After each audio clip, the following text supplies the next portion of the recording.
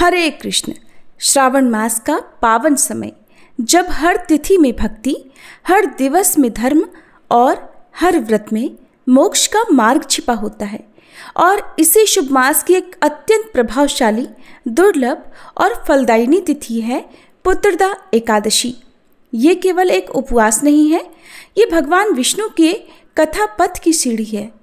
इस बार 5 अगस्त मंगलवार को आने वाली ये पुत्रदा एकादशी विशेष रूप से संतान की प्राप्ति, संतान की सुरक्षा और सभी प्रकार के पापों के प्रायश्चित के लिए व्रत रूप में रखी जाती हैं।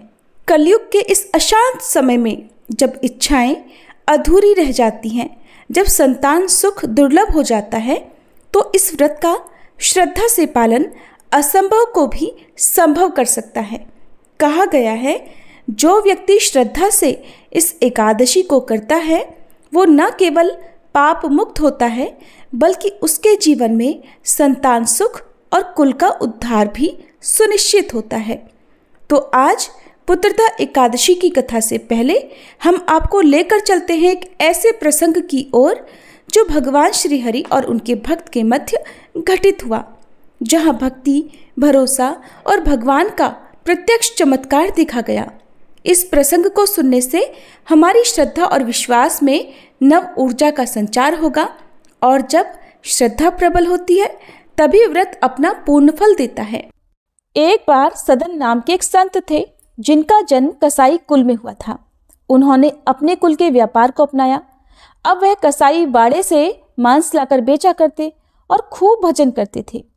वो ऐसे ज्ञानी महात्मा थे कि बड़े बड़े संत उनसे सत्संग सुनने जाते थे। एक बार वो भगवान जगन्नाथ जी के दर्शन करने के लिए चले। पहले के समय में आजकल की तरह सवारियां या यातायात के साधन नहीं थे। पहले अक्सर लोग पैदल ही जाया करते थे, तो पैदल यात्रा करनी होती थी। अब एक बार वह गांव में भिक्षा मांगकर खाने के लिए गए। संतों में एक भगवतिक आकर्षण होता है।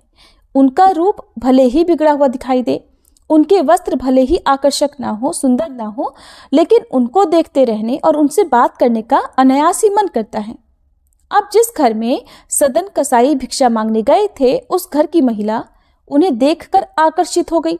उसने कहा कि मेरी इच्छा है कि आज आप हमारे घर आकर भोजन कर लीजिए। उन्होंने उस महिला का भाव देखते हुए कहा कि ठीक है। अब उनसे करुणावश ये गलती हो गई कि उन्होंने उस महिला का प्रस्ताव स्वीकार कर लिया। शास्त्र आज्ञा करता है कि संतों को 5 घरों के दरवाजे के बाहर से ही मांग कर लेना चाहिए। संतों को घर के अंदर जाने की आज्ञा नहीं है। दरवाजे से जोर से 3 बार तक आवाज देकर फिर आगे बढ़ जाना चाहिए।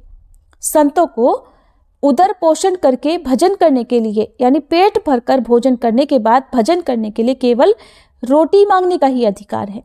लेकिन सदन जी ने आमंत्रण स्वीकार कर लिया और उस महिला के घर के भीतर चले गए।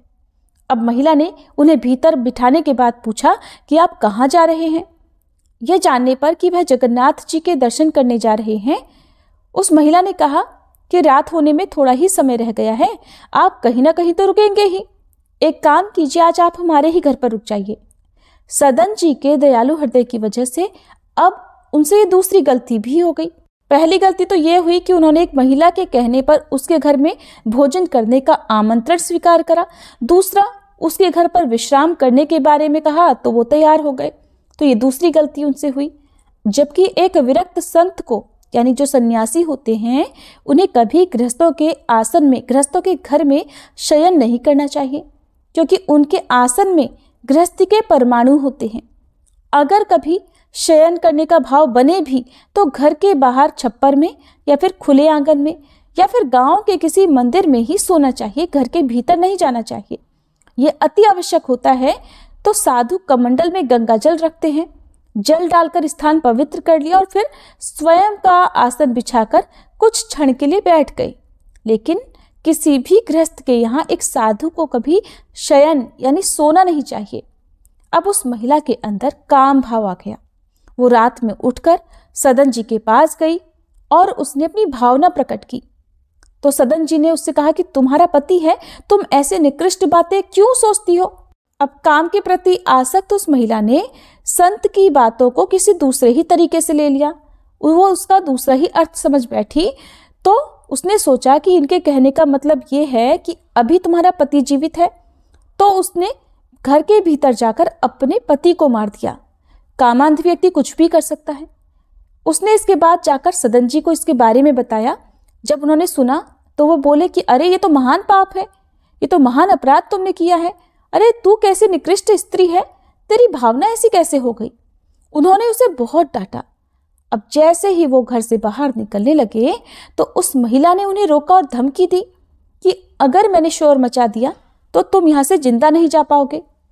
सदन जी ने कहा कि मुझे मृत्यु स्वीकार है, लेकिन गलत आचरण स्वीकार नहीं है। अब उस महिला ने देखते ही देखते खूब हल्ला मचा दिया। अब वो चीख चीख कर गांव वालों को बुलाने लगी, रोने विलाप करने लगी और चीख चीख कर चिल्लाकर कहने लगी कि देखो, रात में इनको साधु समझकर हमने अपने यहाँ रहने दिया, लेकिन रात में इन्होंने मुझे छेड़ने की कोशिश की और जब मेरे पति ने विरोध किया तो इन्होंने मेरे पति की हत्या कर दी और मुझे छेड़ने के लिए तैयार हो गए। वो तो मैंने हल्ला मचा दिया और आप लोग आ गए, नहीं तो जाने ये मेरे साथ क्या करते। गांव वालों ने उस महिला की बातों पर विश्वास करके उनकी पिटाई कर दी और उन्हें बांध दिया और अगली सुबह उन्हें राजा के पास लेकर गए। इधर सदन जी मुस्कुरा रहे थे, सोच रहे थे कि जगन्नाथ जी, आपने तो बड़ी ही सुंदर लीला की है।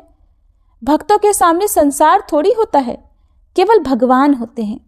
भक्त तो केवल भगवान को ही देखता है, जैसे सारी ये सब लीलाएं उनकी ही हों। अब राजा के सामने सदन जी को पेश किया गया। राजा ने सदन जी से कहा कि हम आपकी ही स्वीकृति से दंड देंगे, जो आपको स्वीकार हो वैसी ही सजा आपको देंगे। अब पहले आप ये बताइए कि आपने अपराध क्या किया है। अब संतों की भाषा तो केवल संत ही समझ सकते हैं। अब उन्होंने कहा, महाराज, बिना अपराध के दंड कैसे हो सकता है? कोई ना कोई अपराध तो हुआ ही होगा, इसलिए भगवान ने मुझे पवित्र करने के लिए दंड दिया है। अब सदन जी ये भी जान रहे हैं कि कोई ना कोई पाप किसी पिछले जन्म का बाकी तो है ही, जिसकी वजह से इस जन्म में प्रभु उन्हें फंसाकर पिटवा रहे हैं। राजा इस भाव को समझ नहीं पाए, तो उन्होंने सजा दे दी कि इनके दोनों हाथ काट दिए जाएं और उसके बाद इन्हें छोड़ दिया जाए। वो साधु थे, इसलिए राजा ने उन्हें प्राण दंड नहीं दिया, केवल हाथ काटने की सजा दे दी। इधर सदन जी सजा मिलने के बाद सीधे भगवान जगन्नाथ जी के सामने गए और वहां जाकर उन्होंने कहा, आप तो सब जानते ही हैं, मेरी तो आपको प्रणाम करने की इच्छा थी। प्रभु, अब तो मेरे हाथ ही नहीं हैं। लेकिन फिर भी उन्होंने अपने कटे हुए दोनों हाथों से उन्हें जोड़कर जैसे ही प्रणाम करने के लिए प्रयास किया कि उनके दो नए हाथ निकल आए। उनको जो मार पड़ी थी उसके वो चिन्ह भी गायब हो गए। अब उनका शरीर एकदम हष्ट-पुष्ट, स्वस्थ और तेजस्वी हो गया। सदन जी ने दोनों हाथ जोड़े और जगन्नाथ जी के सामने साष्टांग लेट गए। तभी भगवान वहां प्रकट हुए और कहने लगे, तुम्हें मुझ पर गुस्सा नहीं आया कि बिना किसी गलती के मैंने तुम्हारे ऊपर आरोप लगवाया और सजा भी दिलवाई? तब सदन जी ने ठाकुर जी से कहा, प्रभु, मुझे तो आपकी हर चेष्टा में केवल और केवल प्यार ही दिखाई देता है। जरूर ये सब करने के पीछे भी आपका प्रेम ही होगा। तो ऐसे थे सदन कसाई और उनके ठाकुर जी। इस तरह की लीलाएं ठाकुर जी रचा करते हैं अपने भक्तों के साथ में। सभी प्रेम से बोलिए सदन कसाई की जय, ठाकुर जी की जय। अब कल्पना कीजिए, संध्या की बेला है, दिशाएं शांत हैं, आकाश सुनहरा हो उठा है, हस्तिनापुर की राजसभा दिव्य दीपों से आलोकित है।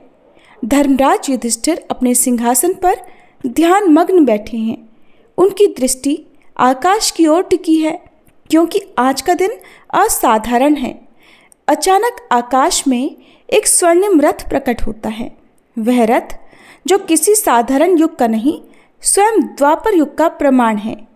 चारों ओर से पुष्प वर्षा होती है, गंधर्व गान गूंजता है और आकाश में एक दिव्य गूंज सुनाई देती है। धर्म की रक्षा हेतु श्रीहरि पधार रहे हैं। स्वर्ण रथ पर विराजमान है भगवान श्री कृष्ण, साक्षात नारायण स्वरूप। उनके मुख पर मधुर मुस्कान है, नेत्रों में करुणा और उनके साथ सजीव है दिव्यता की छाया। रथ जब धरती को स्पर्श करता है तो उसकी ध्वनि से अधर्म कांप उठता है और धर्ममयी वायु चारों ओर फैल जाती है। धर्मराज युधिष्ठिर श्रद्धा से उठकर भगवान का स्वागत करते हैं और फिर निवेदन करते हैं, हे माधव, हमें आज की एकादशी का महात्म्य सुनाइए, जिससे हम सभी पापों से मुक्त होकर मोक्ष की ओर अग्रसर हो सके। आइए श्रोताओं, अब हम सब भी अपने मन के मंदिर में एक दीप जलाएं, श्री हरि की उस दिव्य सवारी का स्वागत करें और जुड़े उस अमर संवाद में, जहाँ एकादशी की कथा न केवल जीवन को पावन करती है बल्कि हमारे भीतर छिपे विकारों को भी हर लेती है। अब आरंभ करते हैं एकादशी की वह दिव्य कथा जो स्वर्ग से भी श्रेष्ठ पुण्य देती है। सभी प्रेम से बोलिए, श्री कृष्ण भगवान की जय। सावन पुत्रदा एकादशी की जय। महाराज युधिष्ठिर ने पूछा, हे मधुसूदन, श्रावण मास के शुक्ल पक्ष में किस नाम की एकादशी आती है? कृपया उसका भी वर्णन कीजिए। तब भगवान श्री कृष्ण बोले, राजन, प्राचीन काल की बात है। द्वापर युग के प्रारंभ का समय था। महिष्मती नगरी में राजा महिजीत अपने राज्य का पालन करते थे, किंतु उन्हें कोई पुत्र नहीं था, इसलिए वह राज्य उन्हें सुखदायक नहीं लगता था। अपनी अवस्था अधिक देखकर राजा को बड़ी चिंता होने लगी। उन्होंने प्रजाजनों के बीच बैठकर एक दिन इस प्रकार कहा, प्रजाजनों, इस जन्म में मुझसे कोई पातक नहीं हुआ है। मैंने अपने खजाने में अन्याय से कमाया हुआ धन भी कभी जमा नहीं किया। ब्राह्मणों और देवताओं का धन भी मैंने कभी नहीं लिया है। पुत्रवत प्रजा का पालन किया है। धर्म से पृथ्वी पर अधिकार जमाया है। दुष्टों को, चाहे वे बंधु और पुत्रों के समान ही क्यों न हो, मैंने उन्हें हमेशा दंड दिया है। शिष्ट पुरुषों का सदैव सम्मान किया है और किसी को द्वेष का पात्र कभी नहीं समझा। फिर क्या कारण है जो मेरे घर में आज तक पुत्र उत्पन्न ही नहीं हुआ? आप लोग कृपया इस पर विचार करें। राजा के ये वचन सुनकर प्रजा और पुरोहितों के साथ कुछ ब्राह्मणों ने उनके हित का विचार करके गहन वन में प्रवेश किया। राजा का कल्याण चाहने वाले वे सभी लोग इधर उधर घूमकर ऋषि सेवित आश्रमों की तलाश करने लगे। इतने में ही उन्हें एक आश्रम पर मुनिश्रेष्ठ लोमश जी के दर्शन हुए। लोमश जी धर्म के तत्वज्ञ, संपूर्ण शास्त्रों के विशिष्ट विद्वान, दीर्घायु और महात्मा हैं। उनका शरीर लोम से भरा हुआ है। वे ब्रह्मा जी के समान तेजस्वी हैं। एक एक कल्प बीतने पर उनके शरीर का एक लोम अर्थात रोम विक्षीर्ण होता है, टूट कर गिरता है, इसीलिए उनका नाम लोमश हुआ है। वे महामुनि तीनों कालों की बात जानते हैं। उन्हें देखकर सभी लोगों को बड़ा हर्ष हुआ। लोगों को अपने निकट आया देखकर लोमश ऋषि ने पूछा, तुम सब लोग यहाँ किस लिए आए हो? अपने आने का कारण बताओ। तुम लोगों के लिए जो भी हितकर कार्य होगा उसे मैं अवश्य ही करूँगा। प्रजाजनों ने कहा, हे ब्राह्मण, इस समय महिजीत नाम वाले जो राजा हैं, उन्हें कोई पुत्र नहीं है। हम लोग उन्हीं की प्रजा हैं, जिनका उन्होंने पुत्र की तरह पालन किया है। लेकिन उन्हें पुत्रहीन देखकर उनके दुख से दुखी होकर हम तपस्या करने का दृढ़ निश्चय करके यहाँ आए हैं। हे द्विजोत्तम, राजा के भाग्य से हमें इस समय आपका दर्शन प्राप्त हुआ है और महापुरुषों के दर्शन से ही मनुष्यों के सब कार्य सिद्ध हो जाते हैं। मुने, अब हमें उस उपाय का उपदेश कीजिए जिससे हमारे राजा को पुत्र की प्राप्ति हो। उनकी बातें सुनकर लोमश ऋषि 2 घड़ी के लिए ध्यान मगन हो गए। इसके बाद राजा के प्राचीन जन्म का वृतांत जानकर उन्होंने कहा, प्रजावृंद सुनो।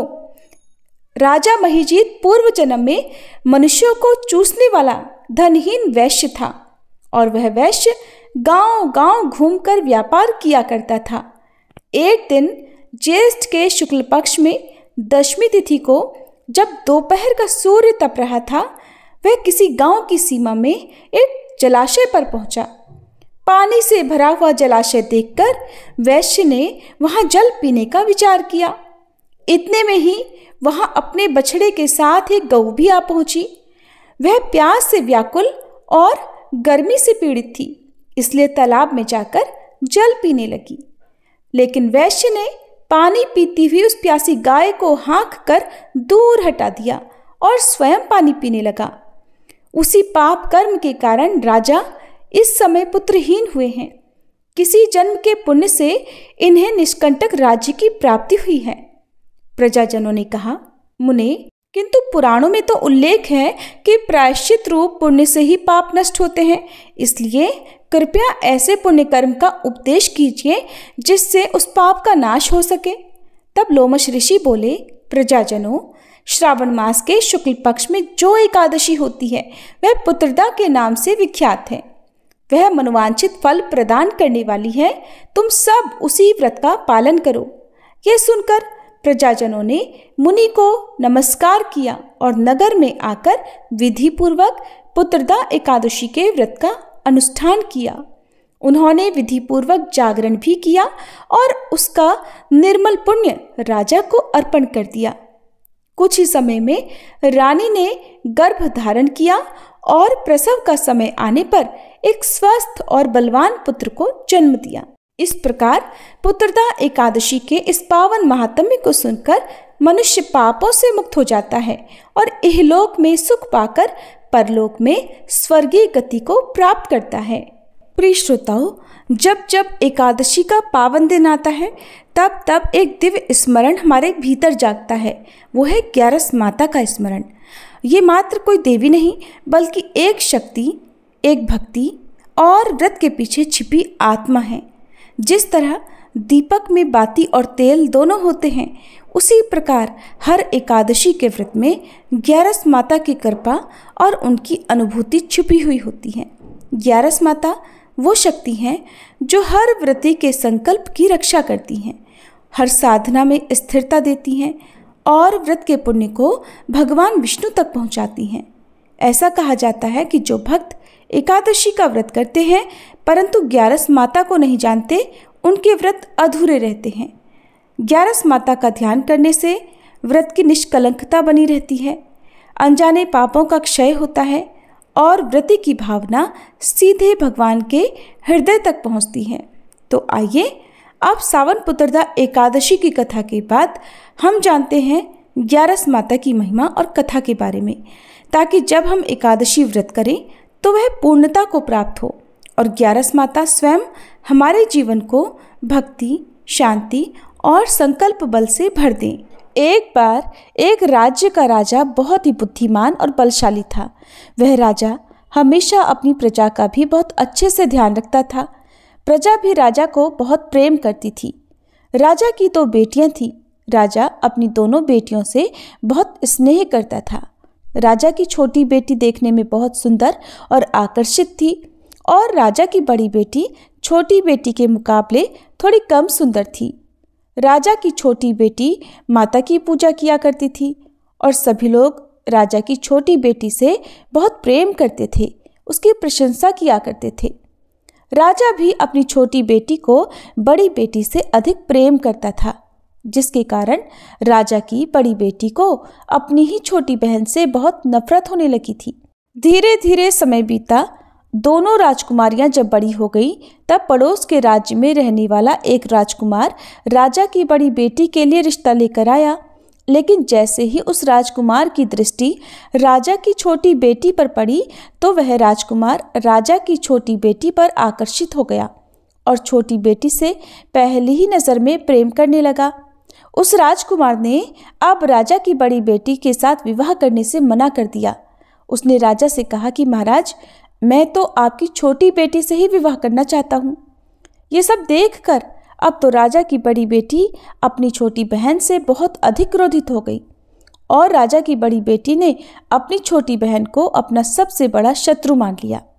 राजा की बड़ी बेटी ने अपनी छोटी बहन से बदला लेने का निर्णय किया तो राजा की बड़ी बेटी ने अपनी छोटी बहन को जान से ही मारने का उपाय सोचा।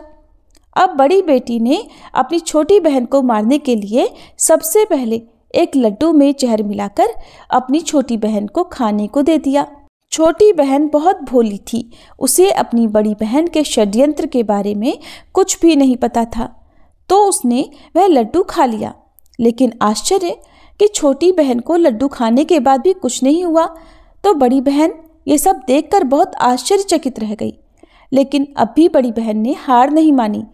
जब एक रात उसकी छोटी बहन कमरे में सो रही थी, तब उसने एक मटके में सांप रखकर उसके कमरे में छोड़ दिया। लेकिन सांप भी छोटी बहन का कुछ नहीं बिगाड़ पाया। जिसके बाद बड़ी बहन ने अपनी छोटी बहन से कहा कि चलो बहन, हम लोग कुएं से पानी भरकर लाते हैं। छोटी बहन चलने के लिए तैयार हो गई। तब पानी भरने के बहाने बड़ी बहन उसे कुएं के पास ले गई और कुएं में धक्का दे दिया। लेकिन तब भी छोटी बहन को कुछ नहीं हुआ, क्योंकि हर बार ग्यारस माता उसकी रक्षा कर रही थी। और उधर बड़ी बहन अपने सारे प्रयास के बाद भी लगातार असफल हो रही थी, जिस कारण वह और अधिक क्रोधित हो गई। फिर उसने अपनी छोटी बहन के पास जाकर उससे प्रश्न किया कि मेरी छोटी बहन, क्या तुमको पता है कि भगवान ने सबकी मृत्यु एक निश्चित समय पर लिखी है? और कैसे तुम्हारी या मेरी मृत्यु होगी, क्या तुम ये जानती हो?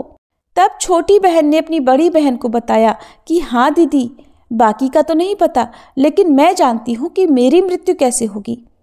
छोटी बहन से ये सारी बात सुनकर अब तो बड़ी बहन मन ही मन प्रसन्न होने लगी। तब उसने छोटी बहन से कहा कि बहन, तब मुझे बताओ कि तुम्हारी मृत्यु का राज क्या है? अब छोटी बहन ने अपनी बड़ी बहन से कहा कि दीदी, मेरी मृत्यु तो एक तोते में है। जो तोते के गले में एक हार है, उससे ही मेरी मृत्यु होगी।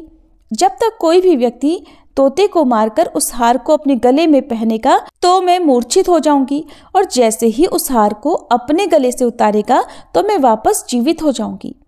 अपनी छोटी बहन की मृत्यु का राज जानकर अब तो बड़ी बहन बड़ी खुश हुई। अब उसने अपनी छोटी बहन को मारने के लिए उस पालतू तोते को ढूंढना शुरू कर दिया। उधर छोटी बहन को इस बात का आभास हो गया था कि कोई तो है जो उसकी जान लेना चाहता है, जिसके लिए एक रात वह अपने पिताजी के पास गई और उसने अपने पिताजी से कहा कि पिताजी, मेरी मृत्यु के बाद आप मुझे जलाइएगा मत। आप मुझे अपनी पुरानी वाली हवेली में एक पलंग पर लिटाकर छोड़ दीजिएगा। अपनी छोटी बेटी की ये बातें सुनकर राजा बड़ा आश्चर्यचकित हो गया। लेकिन राजा ने अपनी छोटी बेटी से पूछा कि बेटी, तुम ये क्या कह रही हो? तब राजा की छोटी बेटी ने बताया कि पिताजी, समय किसी के लिए नहीं रुकता है। क्या पता कब किसको क्या हो जाए, इसका किसी को कुछ नहीं पता। तब राजा ने उससे कहा कि तुम ऐसी बातें क्यों करती हो? 2-3 दिन बाद तो तुम्हारा विवाह होना है। लेकिन छोटी बेटी ने अपने पिताजी को ऐसा ही करने पर मजबूर कर दिया और उनसे वचन भी ले लिया। तब राजा ने अपनी छोटी बेटी की बात स्वीकार कर ली। और फिर समय आने पर 2-3 दिन के बाद जब विवाह का समय आया, तब राजकुमार बारात लेकर राजा के घर आया। अब राजकुमार और राजा की छोटी बेटी के विवाह की रस्में शुरू हो गई। इधर जैसे ही राजा की छोटी बेटी राजकुमार के साथ फेरे लेने के लिए तैयार हुई, तो उसकी बड़ी बहन अपनी छोटी बहन के कमरे में जाकर उसके तोते को पकड़ लेती है और उसे जान से मार देती है। तोते के गले में जो हार था, उसको उसने अपने गले में पहन लिया। उधर जैसे ही बड़ी बहन ने उस हार को अपने गले में पहना, तो उधर छोटी बहन, जो केवल 3 फेरे ही ले पाती है, वहीं पर बीच रास्ते में ही गिरकर बेहोश हो गई। जिसके बाद राजा ने बड़े बड़े हकीम वैद्यों को बुलाया और अपनी छोटी बेटी का इलाज करने के लिए कहा। राजा की बात सुनकर जब वैद्य ने छोटी बेटी को देखा, तो राजा को बताया कि महाराज, आपकी छोटी बेटी न तो जीवित है और न मरी हुई है। ऐसा तो मैं पहली बार देख रहा हूँ। राजा ने वैद्य और हकीम को ये बात बाहर बताने से मना कर दिया और उनसे कहा कि अगर तुमने ये बात किसी को बाहर बताई तो हम तुमको फांसी पर लटकवा देंगे। राजा ने अब अपनी छोटी बेटी को पुराने महल में ले जाकर एक पलंग पर लिटा दिया और फिर वहां पर कुछ सैनिकों को तैनात कर दिया। इसके बाद राजा वापस अपने महल में आ गया। इधर राजा की बड़ी बेटी अपने पिताजी के पास आई और कहने लगी, पिताजी, अगर ये विवाह संपन्न नहीं हुआ तो आपकी इज्जत का क्या होगा? जरा सोचिए, अगर आप कहें तो मैं आपकी इज्जत बचाने के लिए इस राजकुमार से विवाह करने के लिए तैयार हूँ। राजा अपनी बड़ी बेटी के षड्यंत्र के बारे में कुछ भी नहीं जानता था, तो उसने अपनी बड़ी बेटी की बात मान ली और तब राजा ने अपनी बड़ी बेटी को छोटी बेटी के कपड़े, आभूषण आदि पहनाकर मंडप में भेज दिया, ताकि किसी को इस बात का पता ना चले कि विवाह छोटी बेटी के साथ नहीं बल्कि बड़ी बेटी के साथ हो रहा है। लेकिन राजकुमार ये जान गया था कि ये तो राजा की छोटी बेटी नहीं है, बल्कि ये राजा की बड़ी बेटी है। अब राजकुमार ने राजा की बड़ी बेटी से विवाह करने से मना कर दिया। तब सभी लोगों ने राजकुमार को मजबूर करके राजा की बड़ी बेटी से बचे हुए फेरों को संपन्न करा दिया और फिर विवाह संपन्न हो गया। जिसके बाद राजकुमार राजा की बड़ी बेटी को अपने महल में ले गया। विवाह होने के बाद राजकुमार उससे ना तो बातें करता था, ना उसे पसंद करता था, ना ही उसके आसपास जाता था।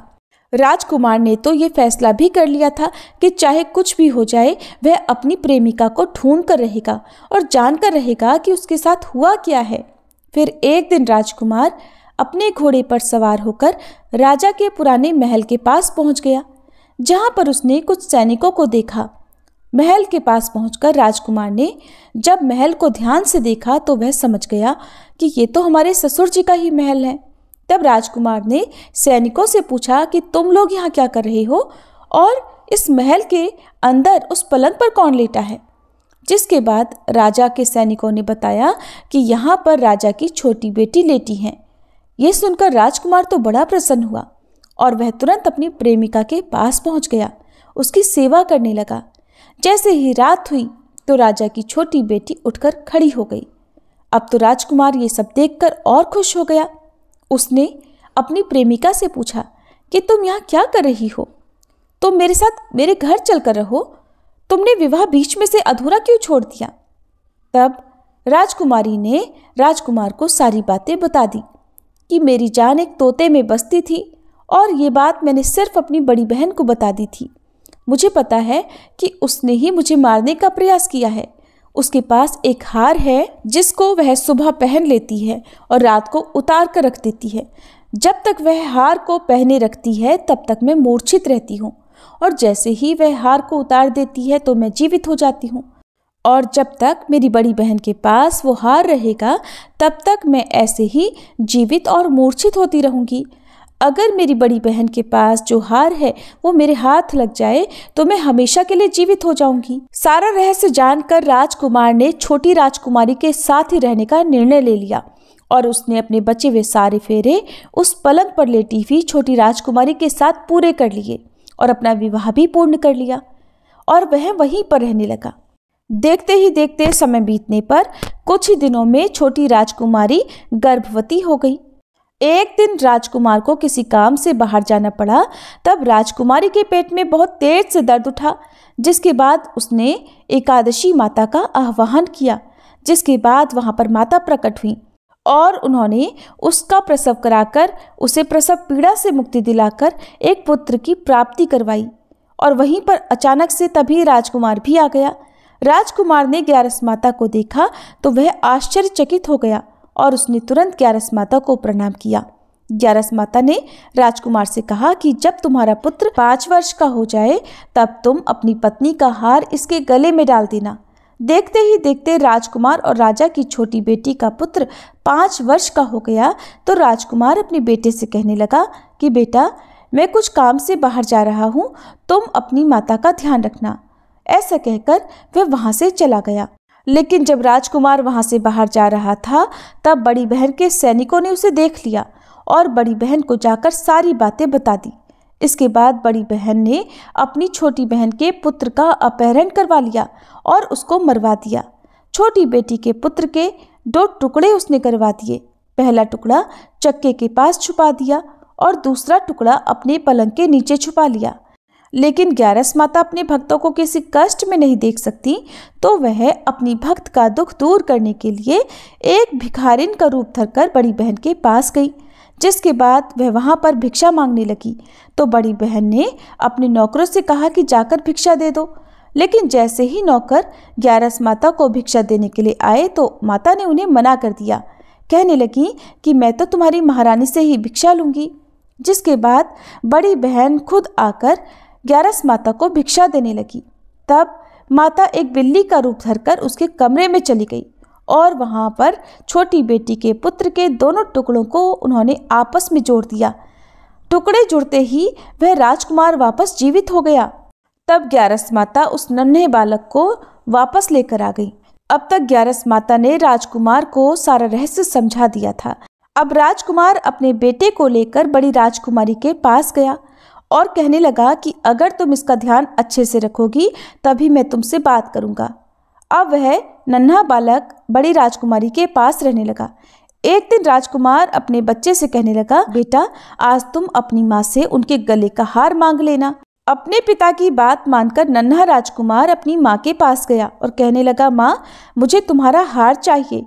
ये सुनकर बड़ी राजकुमारी पहले तो बहुत क्रोधित हुई, पर उसे याद आया कि राजकुमार ने कहा था कि अगर मैं इस बच्चे का ध्यान अच्छे से रखूंगी तो ही वो मुझसे बात करेंगे, जिस कारण उसने अपने गले में पहना हुआ वह हार उस बालक को दे दिया और बालक ने वह हार तुरंत ले जाकर अपने पिता को दे दिया।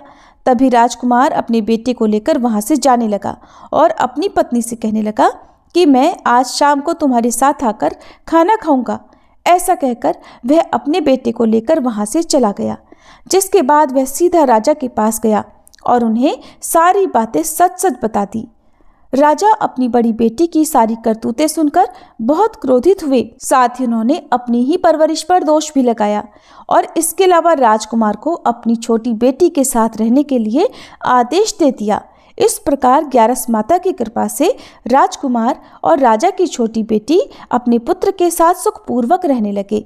प्रेम से बोलिए एकादशी माता की जय।